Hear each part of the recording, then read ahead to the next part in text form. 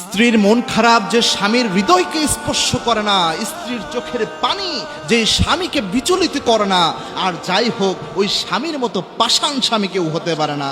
মনে রাখবেন, আপনার স্ত্রীর চোখ দিয়ে পানির ফোঁটা পড়তেছে আপনার কষ্ট কথা শুনে, আপনার জন্য কষ্ট পেয়ে, আর আপনার হৃদয়ে সামান্য পরিমাণ তার জন্য অনুভূতি নাই।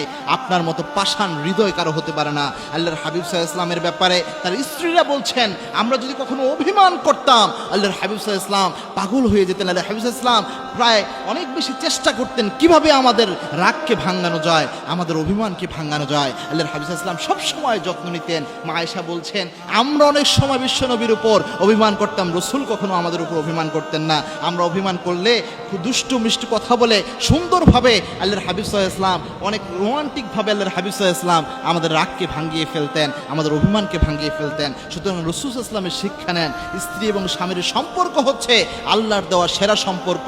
আল্লাহর হাবিব জানিয়েছেন, যে স্বামী তার স্ত্রীর কাছে সেরা, সে আল্লাহর কাছে সেরা।